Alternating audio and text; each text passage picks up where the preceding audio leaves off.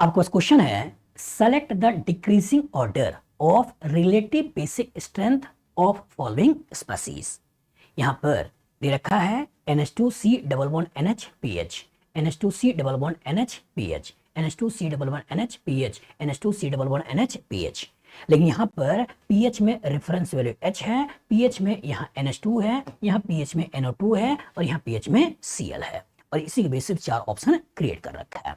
सोचिएगा, select the decreasing order of relative basic strength, मतलब basic strength का question है और डिक्रीजिंग ऑर्डर बताना है। और जब बेसिक स्ट्रेंथ का क्वेश्चन है तो आपके दिमाग में केवल और केवल एक ही पिक्चर तो आना चाहिए। बेस सुनते ही दिमाग में क्या आना चाहिए? Available electron density on donating atom. जितना ज्यादा डोनेटिंग एटम होगा उस मॉलिक्यूल का बेसिक कैरेक्टर उतना ही ज्यादा होगा। जितना ज्यादा होगा इलेक्ट्रॉन आसानी से दे देगा, मतलब बेसिक कैरेक्टर बढ़ गया। एनालाइज करिए, सोचिए, यहां पर इस NH2 के प्लस M से यहां पैसा बढ़ रहा है, ठीक है, लेकिन यहां फिनाइल है, ये डबल बॉन्ड भी C डबल बॉन्ड D, ये भी कहीं कहीं पैसा दे रहा है। मतलब फिनाइल का प्लस M है, NH2 का प्लस M है, NH2 का प्लस M है, फिनाइल का प्लस M है, NH2 का प्लस M है, फिनाइल का प्लस M है, NH2 का प्लस M है, फिनाइल का प्लस M है। लेकिन इस NH2 का क्या रोल है, इस NO2 का क्या रोल है, इस Cl का क्या रोल है? तो मैंने क्या बोला, ऑर्थो पैरा पर सारा इफेक्ट मेटा पे केवल आई।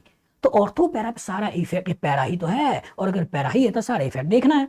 तो सारा इफेक्ट देखना है तो ये NH2 प्लस M से पैसा देगा। NH2 क्या करेगा? प्लस M से पैसा देगा। कैसे देगा? यहां सोचो, अगर यहाँ पे बेंजीन ऐसे बना दूं तो A double bond B C के पास लोन पेयर नेगेटिव यहाँ आएगा, A double bond B C के पास नेगेटिव चार्ज नेगेटिव यहाँ आएगा, A double bond B C पे नेगेटिव चार्ज यहाँ पहुंच जाएगा। तो दैट मीन NH2 अपने प्लस M से पैसा दे रहा है। यहाँ क्या है? NO2 क्या है? माइनस M से पैसा खींच रहा है। यहाँ NO2 के कारण A double bond B C double bond D positive यहाँ आएगा, A डबल बॉन्ड C के ऊपर पॉजिटिव यहाँ आएगा, और जब यहाँ पॉजिटिव आएगा तो दैट मीन्स माइनस M से पैसा खींच रहा है। तो NO2 का माइनस M लगा है, Cl का minus I only for halogen, मैंने क्या बोला है? ओनली फॉर हेलोजन, उसका माइनस I देखते हैं। तो यहाँ माइनस I लगा है, यहाँ माइनस M लगा है, यहाँ प्लस M लगा है, और ये H है, ये H है क्या? ये आपका रेफरेंस वैल्यू है, जो नहीं पैसा दे रहा है और नहीं पैसा खींच रहा है। तो बेसिक कैरेक्टर का क्वेश्चन करना होता है तो केवल एक ही पिक्चर दिमाग में बैठाना है, available electron density on donating atom. तो available electron density, electron donating group basic character बढ़ाएगा, electron withdrawing group basic character गिराएगा। तो इलेक्ट्रॉन डोनेशन सबसे ज्यादा कहां है? सेकंड, तो सेकंड का बेसिक कैरेक्टर सबसे ज्यादा हो गया। ये दोनों पैसे खींचने वाले हैं, वो रेफरेंस वैल्यू है, इसलिए हो गया पहला।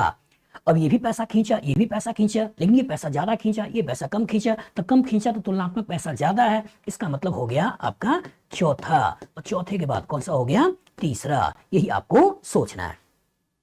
तो देखिए कहां है, इसमें पहला बोल रहा है, इसमें दूसरा बोल रहा है, फिर तीसरा बोल रहा है, यहाँ तीसरा चौथा, यहाँ दूसरा फिर पहला, दूसरा फिर पहला, फिर चौथा फिर तीसरा, चौथा फिर तीसरा, यही हमारा आंसर है।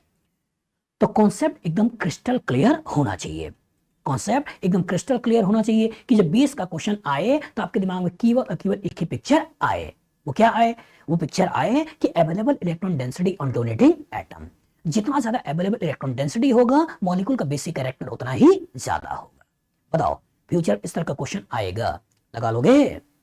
गुड।